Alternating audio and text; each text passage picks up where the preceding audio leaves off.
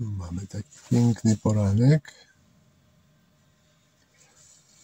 ale w nocy było bardzo chłodno. O, tutaj najniższa temperatura w nocy -5.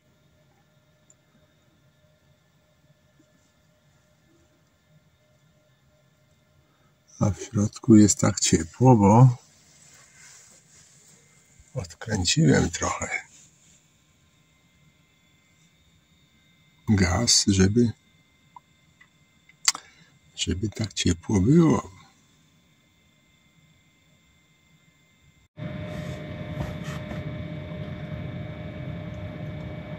Planowałem dłużej pospać, ale o 7:20 się obudziłem.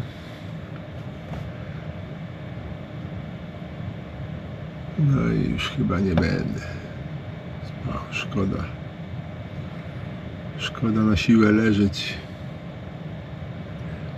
No ale dzisiejsza noc była bardzo zimna. Chyba możliwe, że jedna z najzimniejszych, bo tam chyba na poprzednim miejscu też było chyba -5 minimalna temperatura w nocy, czyli gdzieś tak -6, -7. Duże mrozy jak na koniec marca, bo dzisiaj jest 20 marca. Także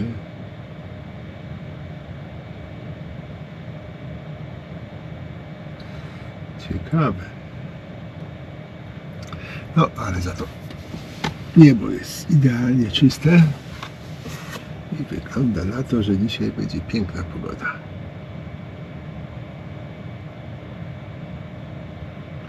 No, ale trochę na to liczę, bo dzisiaj muszę już się stąd wygrzebać. No, może i mógłbym do jutra zostać, ale nie chcę. W każdym razie, bo jutro wyjazd i chodzi o to, żeby jutro się nie spieszyć, nie gnać szybko, żeby gdzieś zdążyć. To dzisiaj wyjadę na ten.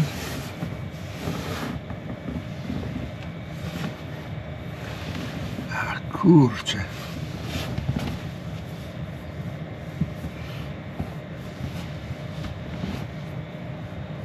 Obcierałem sobie tutaj od gumiaków poobcierałem sobie skórę, właśnie tak przesunąłem ręką, jakaś szorstka taka. Dotąd mam te gumiaczki i tutaj mi obcierały, tak. Czułem to, ale tak to nie bardzo bolało. A teraz patrzę, że zwłaszcza na tej nodze, to chyba bardziej obcierał. Tak jakby takie skóra jakby po oparzeniu. Taka właśnie.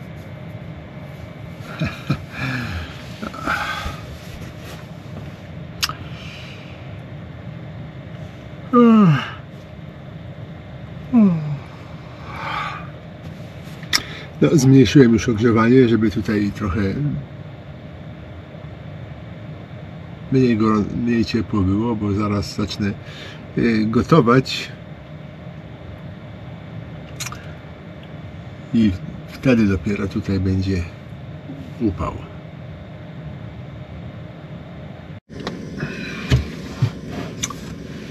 No i film zaczynam jak zwykle od jedzenia, no bo jak żeby inaczej. Ręcznik wysechł ładnie.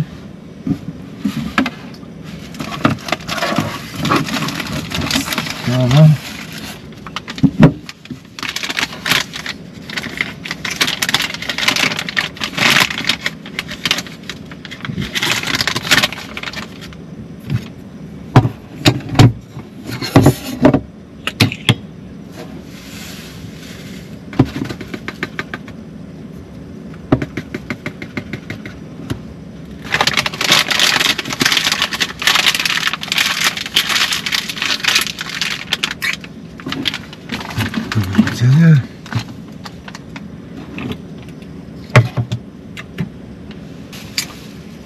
No i praktycznie jestem gotowy.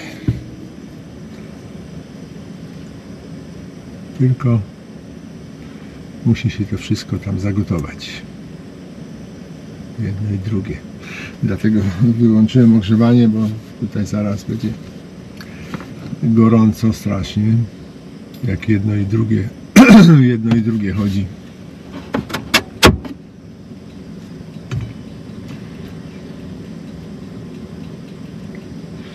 Dwa palniki to tutaj mocno grzeją.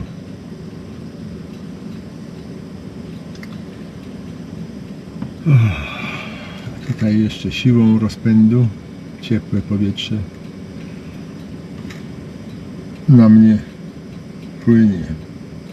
Grzejnik rozgrzany, zanim on się schłodzi, to trochę minie.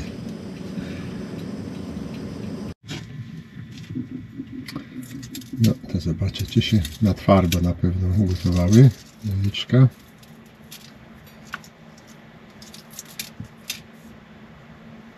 No, raczej tak, sądząc po nacisku tutaj, miękkości, to raczej na twardo.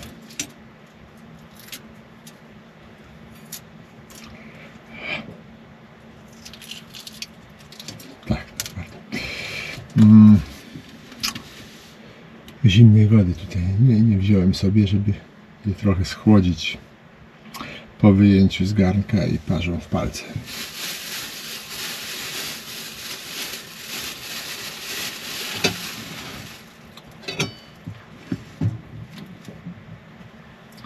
Ale to nic nie szkodzi. Będą ciepłe na kanapce też.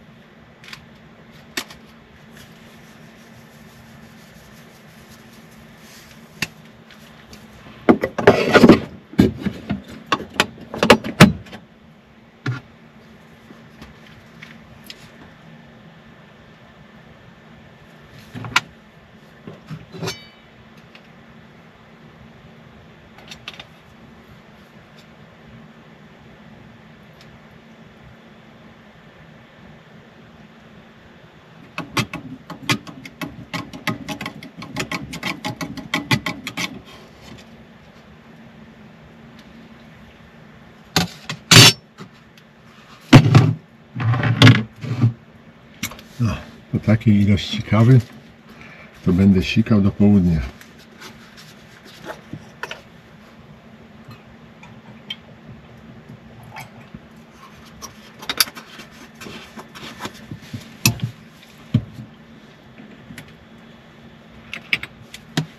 No, rozkręciło się.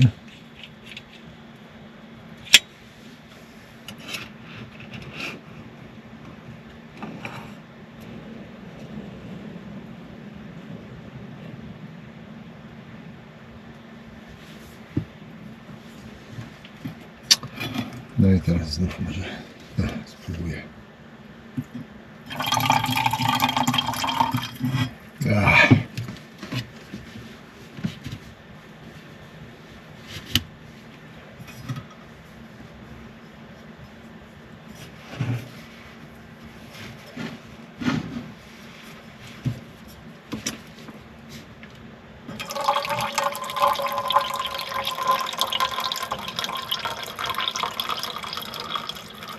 No, teraz jakieś ścierka pod spodem, to się dobrze nalewa. A nie, niezbyt dobrze rzeczywiście.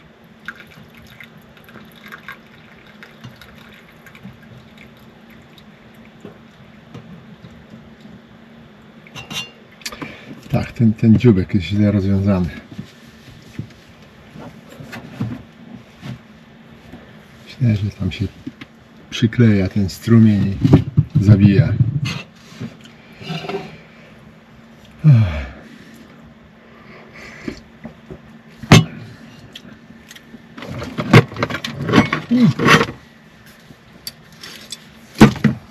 Całkiem dobra kawa. Jakaś chyba tania dosyć.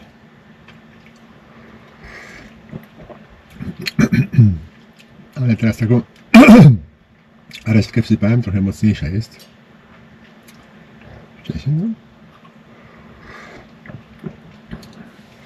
Widać taka mocniej palona, a ja lubię takie.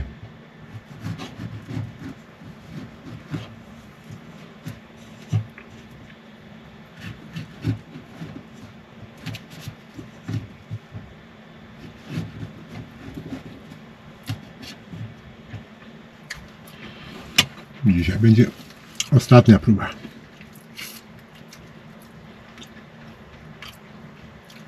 No już myślałem z samego rana, co tu robić z tym łowieniem ryb.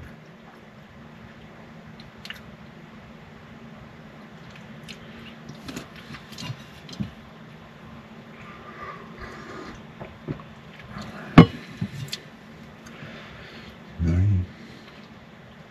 będę próbował innych sposobów.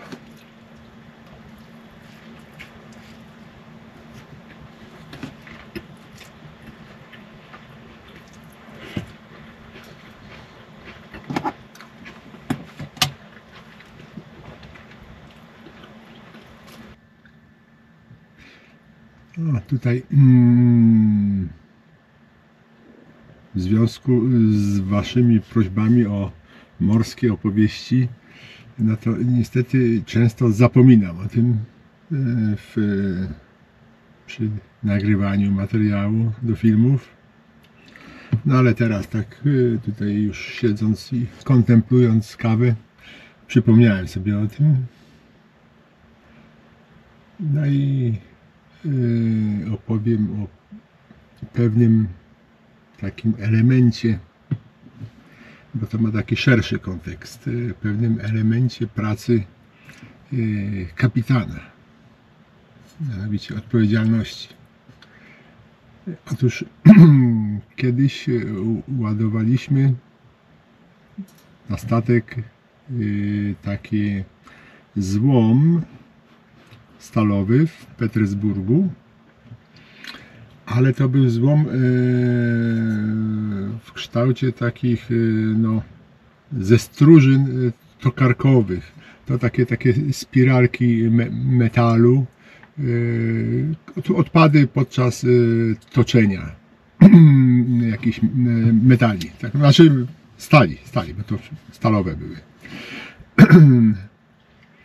Wydawałoby się, że taki ładunek prosty, łatwy, co tam, nie ma z nim problemu.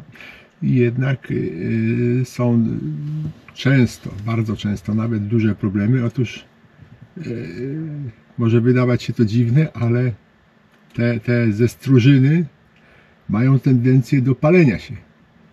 Otóż przy toczeniu używa się do chłodzenia emulsji wodno-olejowej i one wszystkie te ze strużyny są zaolejone. Wszystkie są zaolejone i to powoduje, że w połączeniu właśnie z tlenem i metalem zaczyna się to grzać. Zaczyna się to grzać i jeżeli powiedzmy przekroczy pewien próg temperatury, to zaczyna się to palić. W poprzedniej firmie, w której pracowałem, na jednym ze statków właśnie płynących właśnie chyba z Rosji gdzieś chyba do Maroka, no spalił się cały ładunek. No później chyba ten statek poszedł na remont do stoczni, bo chyba tak nie nadawał się za mocno do eksploatacji dalej. No i właśnie w tym Petersburgu to ładowaliśmy i zabezpieczeniem przed tym samozapłonem jest ugniatanie tych strużyn, żeby jak najmniej powietrza zostało w tym ładunku. Odbywa się to różnie, mają takie ubijaki lub też po prostu taki buldożer jeździ po powierzchni podczas załadunku i cały czas to ugniata, także tam wtedy powietrza jest bardzo mało ono zostaje, powiedzmy, do tego początkowego podgrzania zużyte, później już go nie ma, więc dalej się ten proces nie toczy. No i jak ładowaliśmy to ładowaliśmy to na 2 nabrzeżach, na jednym sypali, nic nie ubijali, więc myślałem, że po prostu na drugim będą. Nawet chyba pytałem tego agenta, czy na drugim to ubiją. I wydaje mi się, że potwierdził. Ale na drugim, do drugiego nabrzeża podeszliśmy, a tam w ogóle nie chcą tego ubijać. A pierwszy oficer tam z tego zmierzył temperaturę tych strужyn. Okazało się, że przekracza 60 stopni, co jest graniczną temperaturą dopuszczalności załadunku takiego ładunku. No i tak kazałem przerwać ten załadunek. Trochę się tam szarpałem z tymi stewidorami i również e-maile wysłałem do czarterującego, czyli wynajmującego statek, i do firmy właścicielskiej, że taka sytuacja zaistniała. No i oczywiście na te maile nie dostałem żadnej odpowiedzi. Nic, totalnie. Tymczasem właśnie ten wynajmujący statek, który wcześniej chyba już mieli takie mógłby na przykład mi powiedzieć, że no owszem, były takie przypadki, powiedzmy 6 statków wcześniej ładowało tamten towar i nic się nie stało. No i to by mnie trochę może uspokoiło i spokój. I można by kontynuować, ale nic, totalnie, naprawdę. Nawet wiadomości typu, a radź sobie sam. No i rzeczywiście po paru godzinach takiej walki z tymi w końcu pomyślałem, że ponieważ to był towar do Niemiec chyba, do jakiegoś niemieckiego portu, pomyślałem, że no, krótki przelot będzie, tylko 3 dni, to może nic się nie stanie, i zezwoliłem na dalszy załadunek. I faktycznie załadowali i nic się nie stało. No, a ten ładunek był gorący, ale nie zapalił się. Głębszy sens tego jest taki, że właśnie jeżeli będzie jakaś sytuacja kryzysowa na statku, to kapitanowi nikt nie pomoże. Wręcz przeciwnie, będą starali się uniknąć jakichkolwiek tych działań, żeby uniknąć odpowiedzialności. Tak? Wszystko kapitan zrobił. Dopiero później, jak okaże się, że coś źle zrobił, dopiero wtedy wszyscy na kapitana siadają. Myślę, że podobnie jest też w firmach lądowych, że jak jest problem w jakimś dziale, to pewnie wyższe kierownictwo niechętnie działa, jeżeli to jest sprawa bardziej skomplikowana, bo że nie ma takiej prostej i bezwzględnie oczywistej odpowiedzi. Wtedy, niech ten kierownik tam na dole zrobi, a potem zobaczymy, co się stanie. Myślę, że w tych firmach może być podobnie. Oho, telefon.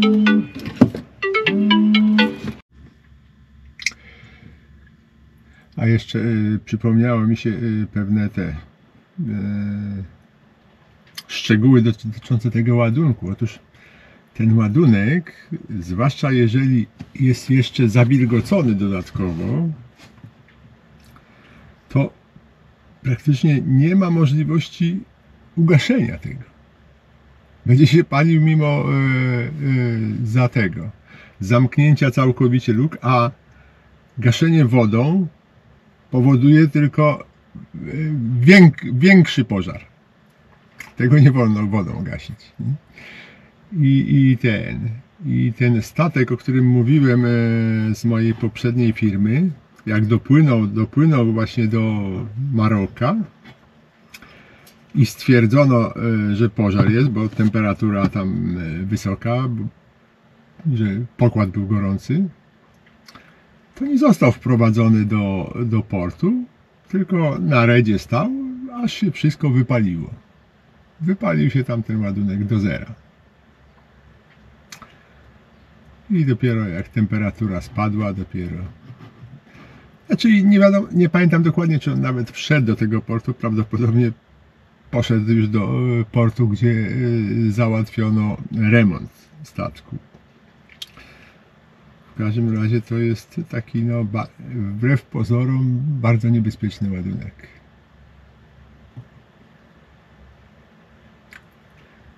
Jest o tyle to dobrze, że ten pożar tego ładunku, spalanie się przebiega powoli, nie jest gwałtowne, więc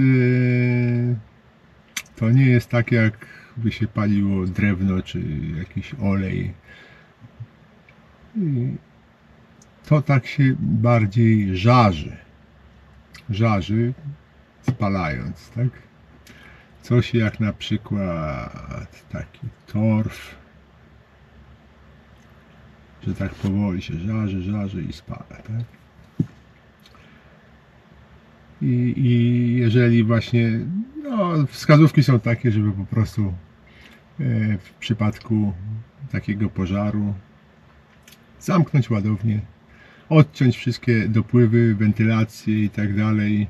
Jeżeli jest gaszenie za pomocą CO2, to wpuścić te CO2 do ładowni, żeby wyprzeć powietrze i czekać. Nic więcej nie da się zrobić.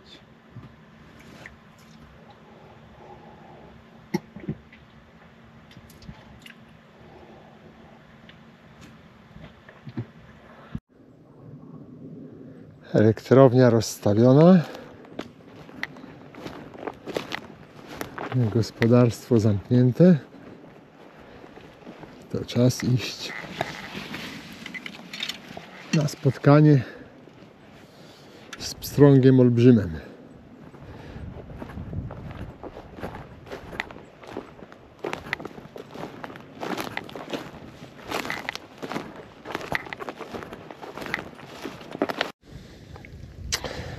Taka czarna guma może wydawać się dziwna, ale kiedyś, jak złowiłem dużego pstrąga, to w żołądku znalazłem mnóstwo pijawek. Także to ma imitować pijawkę.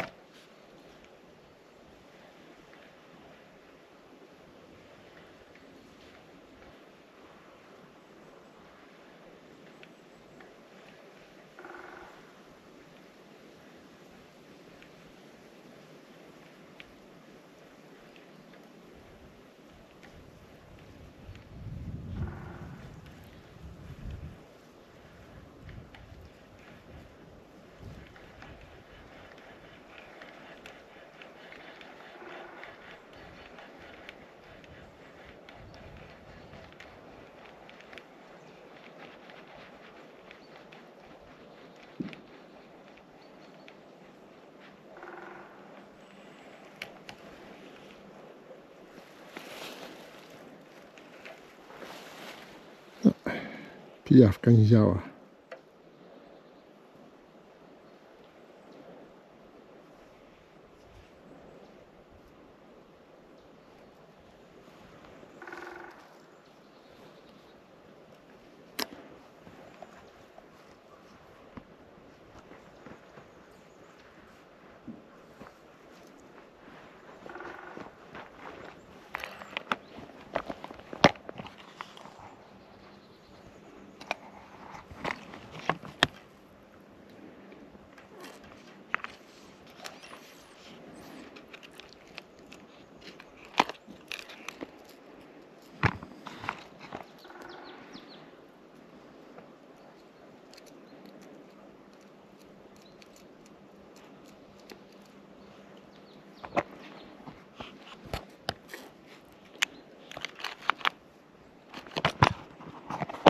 Spróbuję takiego woblera.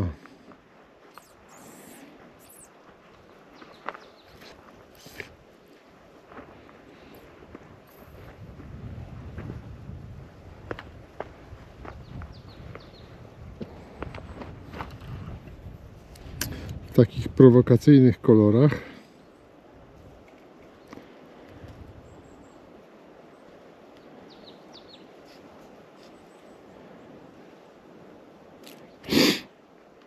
Czasami działają. Pływający. A, taki lekko tonący. No ale to dobrze.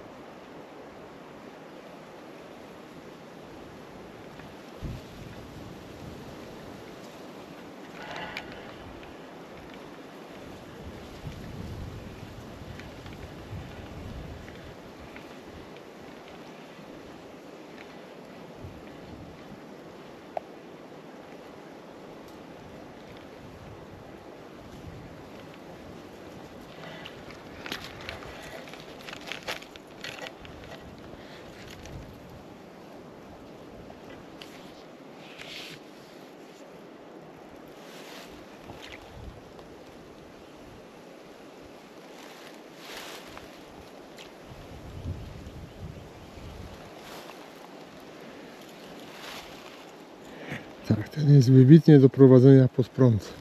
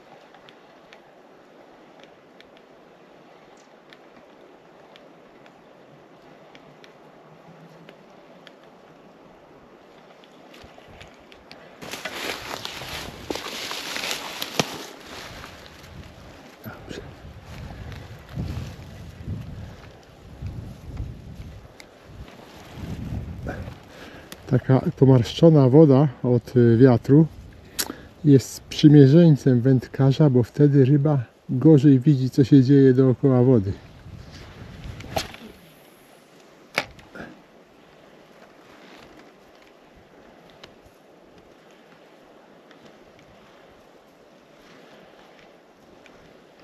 A pstrągi mają bardzo dobry wzrok.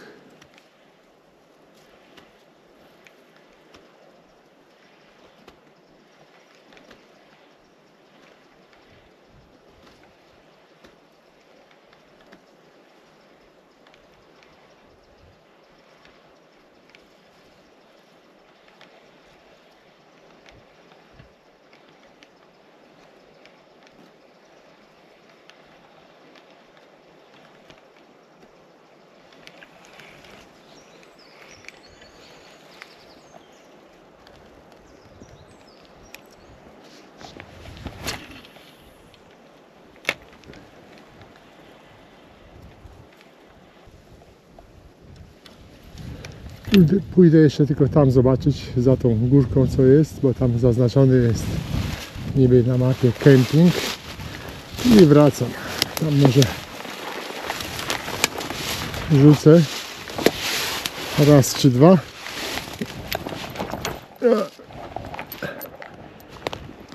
I wracam do obozu. O, ślisko to jest. Trzeba uważać. Ta trawa jest śliska.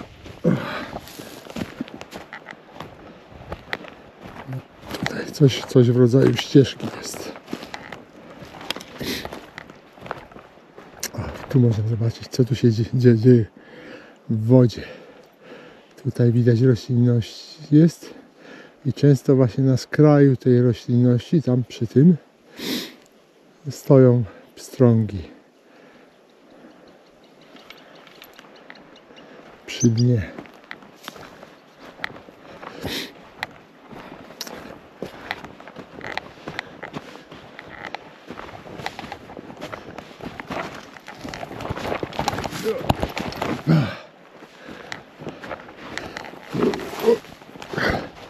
Żeby tylko do wody się nie ześliznąć.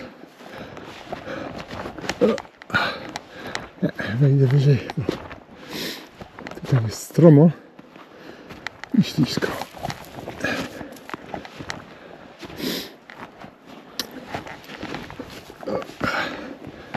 No właśnie, chciałem zobaczyć, co tutaj jest. Ciekawe właśnie, bo tu w tym miejscu jest kemping zaznaczony, a tu nic takiego nie ma. No, może tutaj takie miejsce. Właśnie, prawdę mówiąc, do tego miejsca chciałem dojechać, żeby ale tutaj miejsce bardzo ładne. Tu dostęp do wody, tutaj miejsce na postawienie przyczepy albo tam, ale dojazd tu jest żaden na przyczepy. Tu chyba tylko czystym rowerem można dojść. Oho, proszę, tam żurawie się odzywają. No, tu jeszcze spróbuję rzucić gdzieś.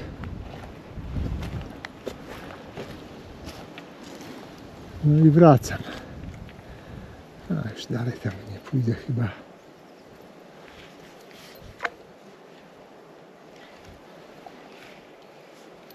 Tu jest ładne miejsce, też widać, że dosyć głęboko i nurt wolny. No ale tak pod nogami to pstrąg nie będzie czekał na ten. Ach, cholera. Od razu zaczep, no. Nie wiem, co tam zaczepiło się. O, poszła błystka. Kurczę. Ciekawe.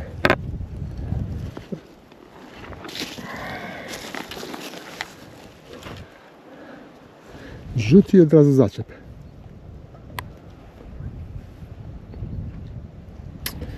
Na szczęście mam Tutaj zapasy.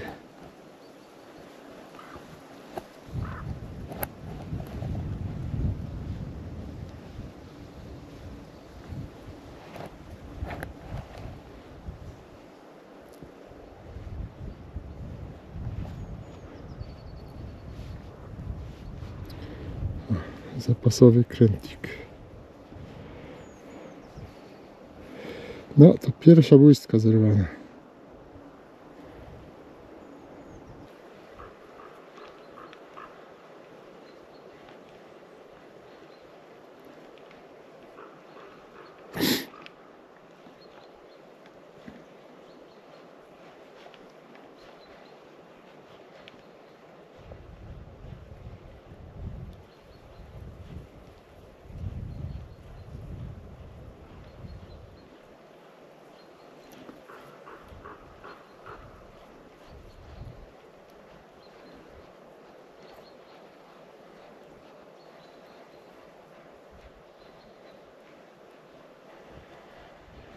O, całkiem dobrze pracuje.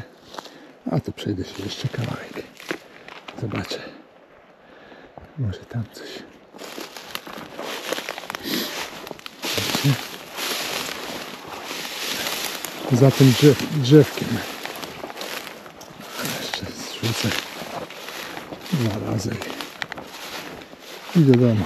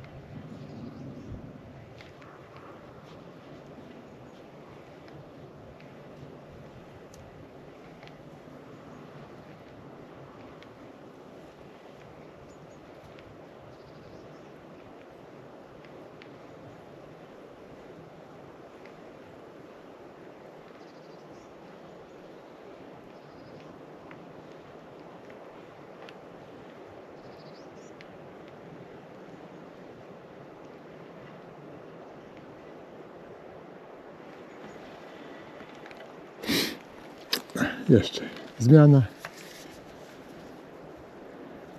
Jedna i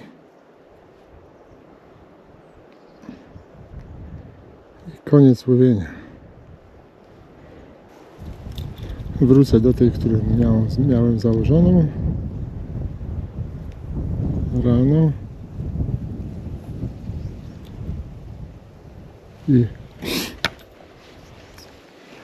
i koniec.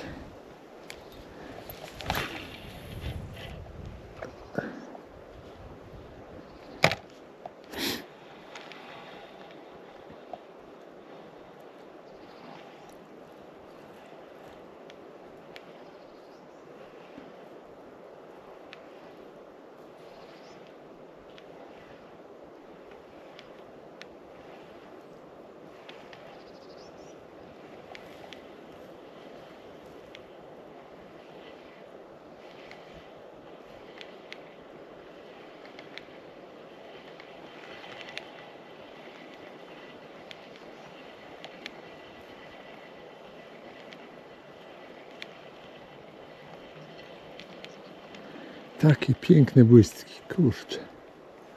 Sam bym dał się złapać na takie.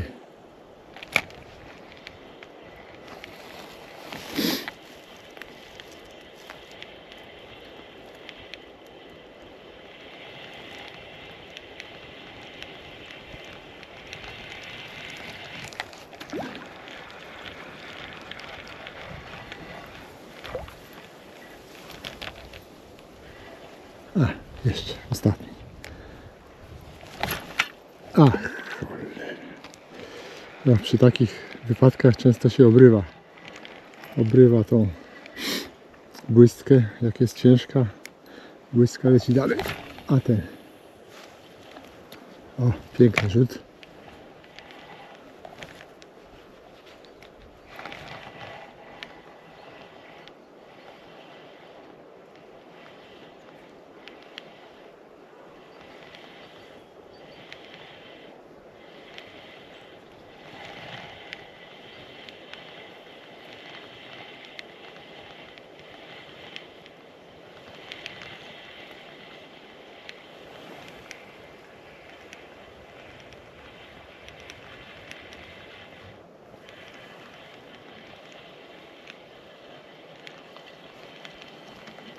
Dobra. Koniec. Wyprawa zakończona całkowitym fiaskiem. Wracam do obozu.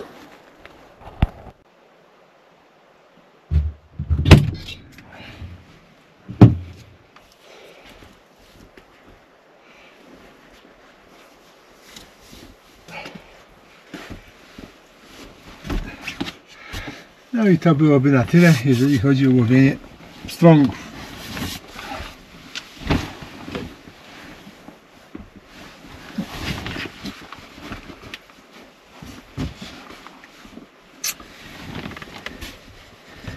Niestety to myślę,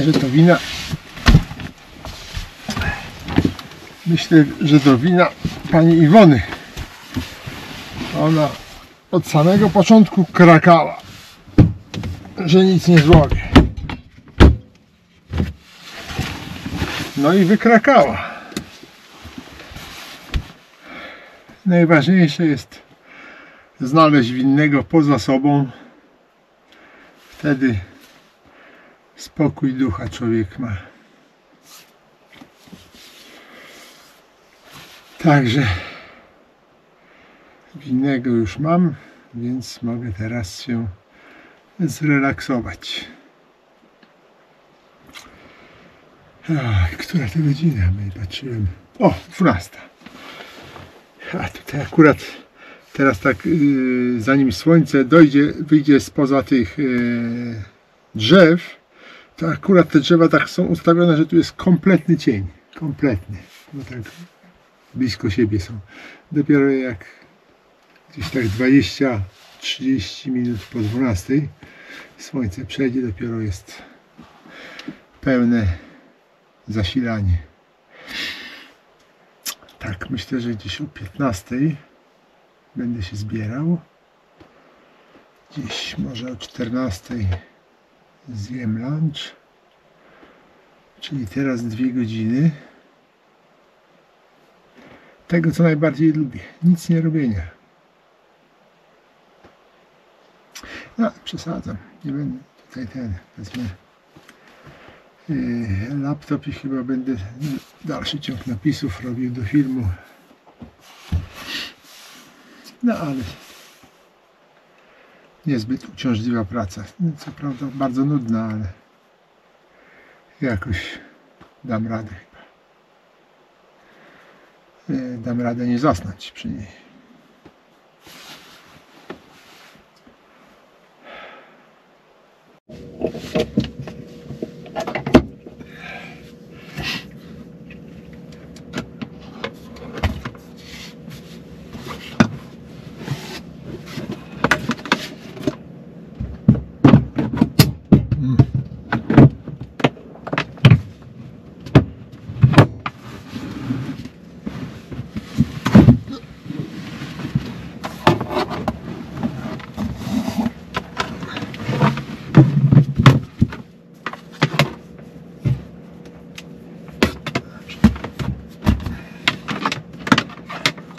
Tu się podłączę.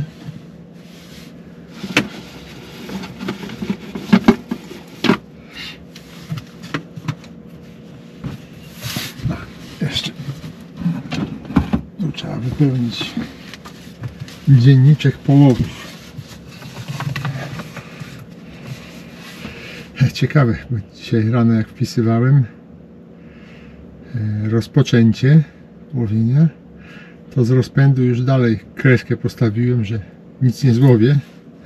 No i prorocze się okazało. Chyba podświadomie nie wierzyłem w sukces.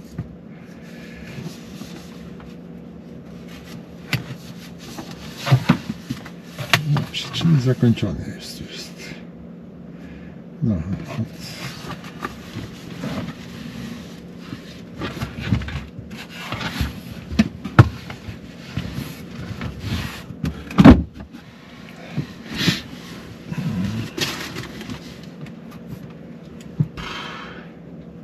Aha, router muszę najpierw włączyć, bo przecież inaczej nie połączę się z internetem.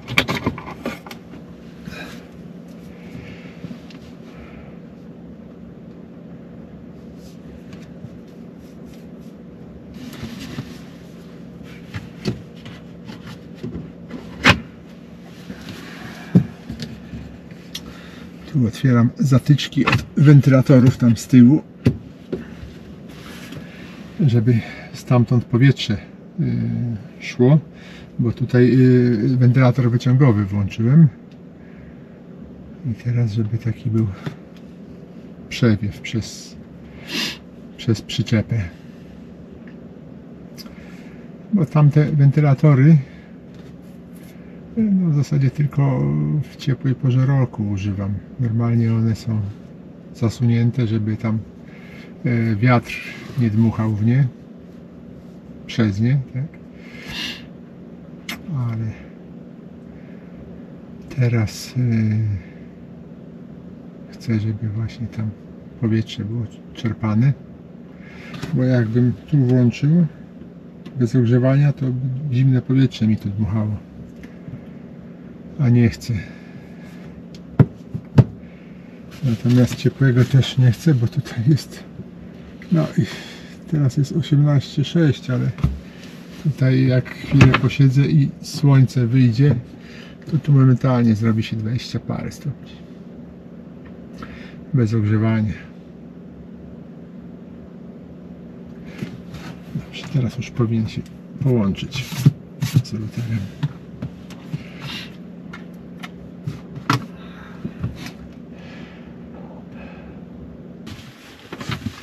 Dobrze.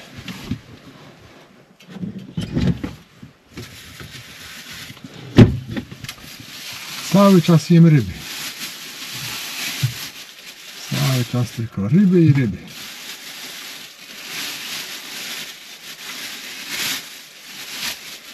Chcę w końcu pojechać do domu jakieś inne mięso zjeść, bo tak non stop ryby.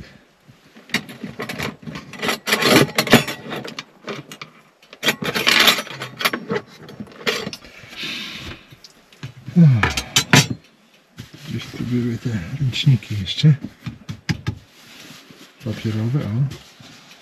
No myślałem, że zabraknie, ale chyba akurat będzie tych ręczników na tą podróż.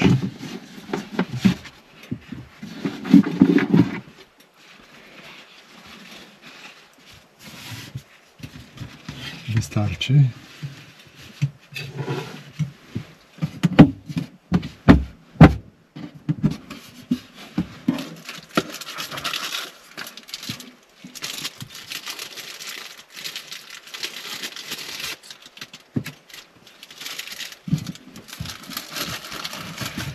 Herbatka też tematyczna, teraz sprawdziłem, to są jakieś owoce leśne. Jestem w lesie, piję herbatkę z owoców leśnych. Nie wiem, masło do tego też, a wezmę zawsze to będzie mniej. A, może włączę lodówkę, bo już tutaj do 15 stopni dochodzi temperatura w lodówce. Co prawda to termometr jest tu wysoko, to on zawsze trochę więcej pokazuje niż jest w rzeczywistości, ale ponieważ teraz jest dużo słońca, napięcie wysokie, a ten tutaj świeci w tą stronę w tą stronę przyczepy świeci słońce, to trochę schłodzimy temperaturę w lodówce. Co prawda tam już nie ma się co psuć, prawie pusta jest. Ale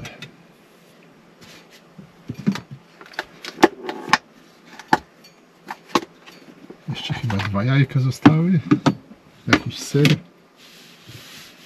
A, pasztet jeszcze jest. No to może będzie na kolację. Dobrze. Najpierw niech się zrobi ta herbata, bo to bez popitki to słabo. Tu może spróbuję zrobić coś z tym radiem.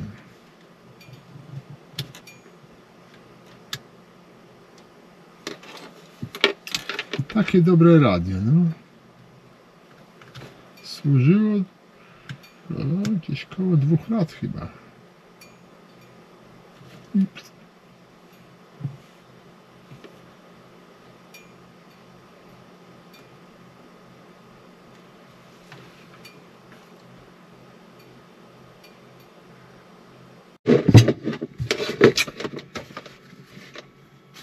No to pojedzone. Teraz do pracy. Teraz będzie pakowane wszystko.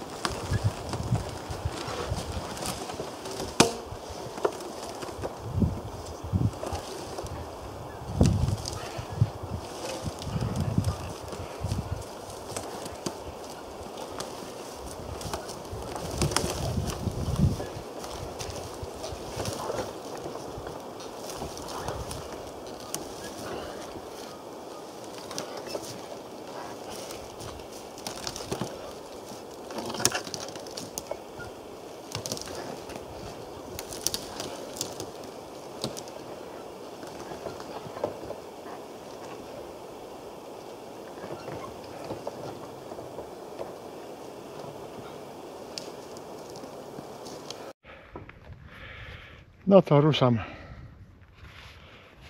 na następny i ostatni nocleg w tym rejonie.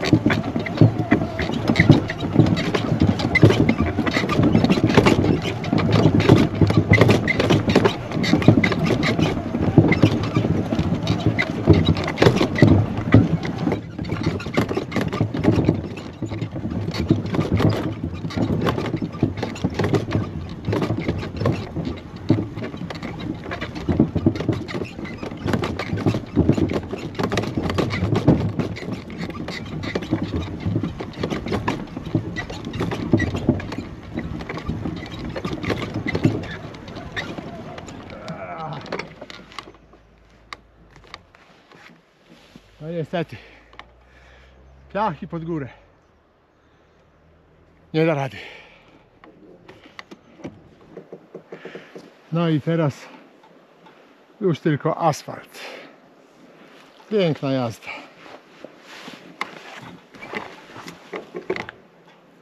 Tylko muszę uważać, żeby nie przekroczyć limitu prędkości.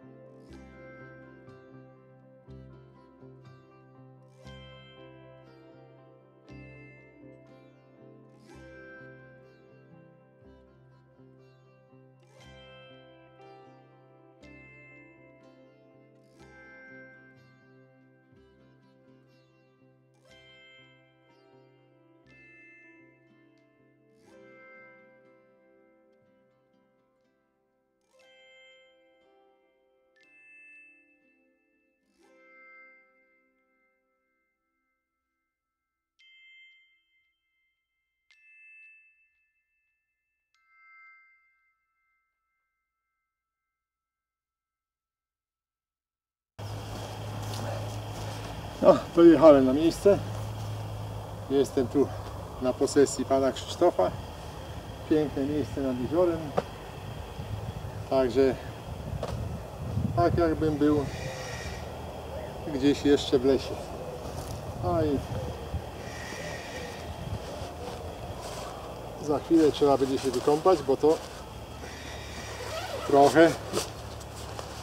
trochę się spociłem przy tej przeprowadzce.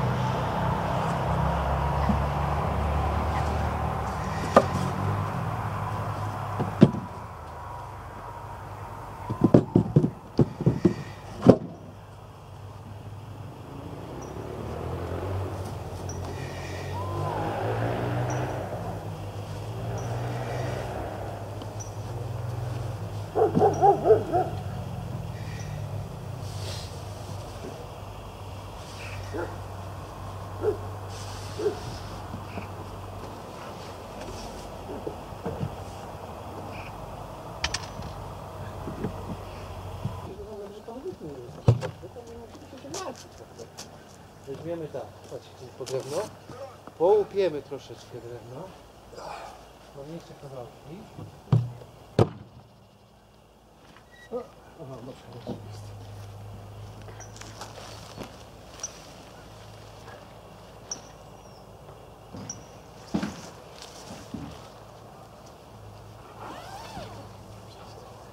Tu wychodzimy, pan kręci się, nie przejmuj tym. Pan później sobie powycina elementy, które nie chce i pan sobie składa film. O, zaraz pan widzi. Na chwilę. Tyk. Może to indziej palimy zaraz. Proszę, to indziej palimy.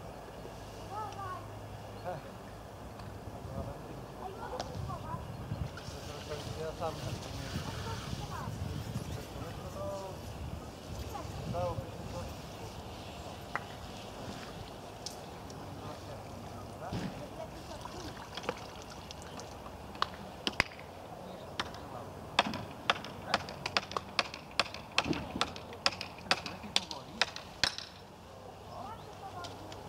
to nie trzeba od razu przycinać. Czekaj. Czasami warto wypuszczać?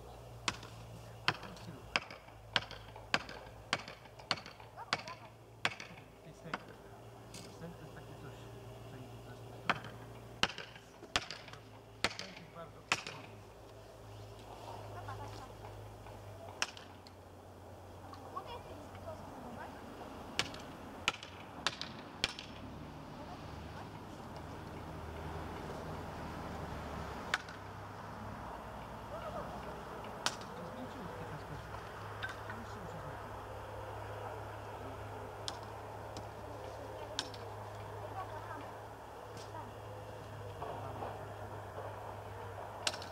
to idzie tutaj się odpalić, to jest bardzo. Pamiętaj, ruch, nie taki tam dziki. No, popraw, środek ważny. Trochę mocniej, nie tak nie bijesz, musisz się wbić. O, i uderzysz.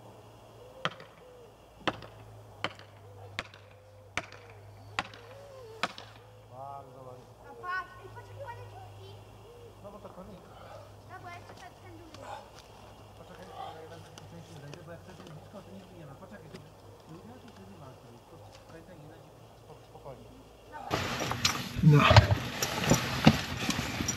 Teraz przyjemnie się ubrać w czyste ciuchy. No, może te spodnie nie są całkiem czyste, ale koszulka, majtki, skarpety są czyste, więc pewien komfort jest.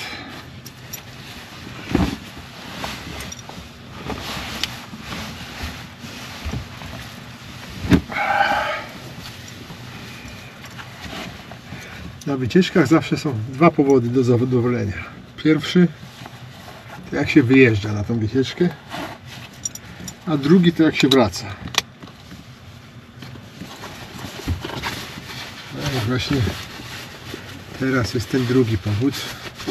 Już w zasadzie teraz jestem, można powiedzieć, jest po wycieczce, bo to już ten dzień będzie ostatni. Jaki będzie sfilmowany, bo jutro to tylko załadunek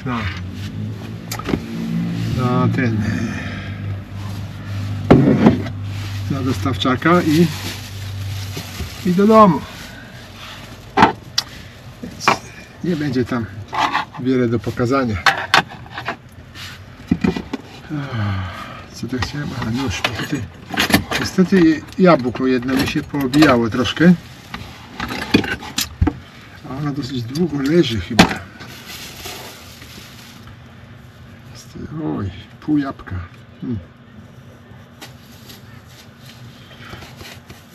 Muszę wyrzucić. O! No niestety. Jest całe jabłko. Nie pół.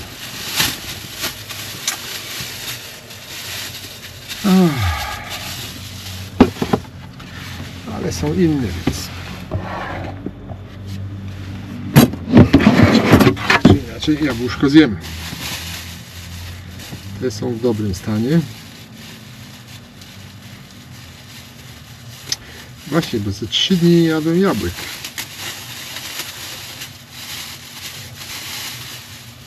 O, już też jedno zaczyna być, no ale to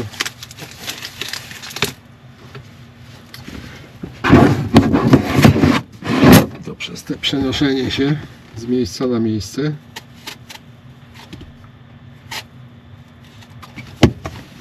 ups.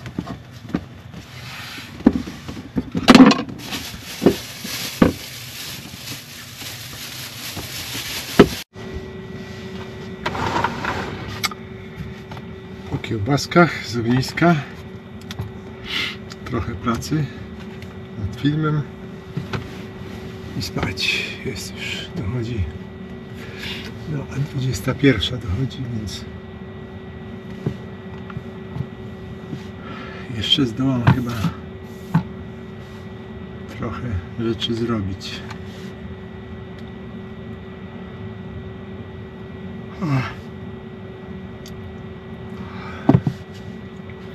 Tu wcześniej ustawiłem ten palnik spirytusowy, ale słabo nagrzał tutaj. No, tak jak się spodziewałem zresztą, że tutaj będzie raczej tylko podtrzymywał temperaturę, a nie nagrzewał, więc nic innego on nie zrobił. Ale teraz dałem ten palnik gazowy na taką dobrą nastawę. Zrobiłem. Na wszelki wypadek wziąłem tutaj do środka następną butlę. Tam ta powinna wystarczyć swobodnie. No ale jak tutaj znów będzie taki mróz i będę mocno grzał, to może gdzieś tam koło 6 na przykład rano zabraknąć, więc wolałem teraz przynieść niż o 6 rano lecieć do roweru, żeby wziąć.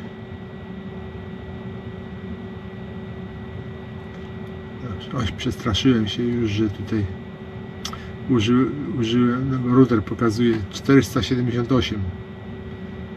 Przestraszyłem się, że to ten gigabajtów, bo mam 300 w tym abonamencie, ale to jest nowy ten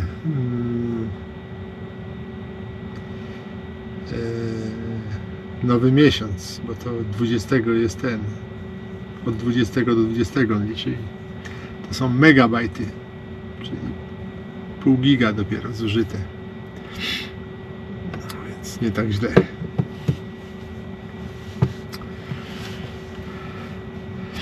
Dobrze. No, tu jeszcze się nie zalogował komputer. No, czuję, jak tu się robi gorąco, szybko. Na razie jeszcze się nie rozbieram, bo to dopiero 18 stopni jest, ale za chwilę tu będzie 24. No, a później chyba zmniejszę trochę gazu.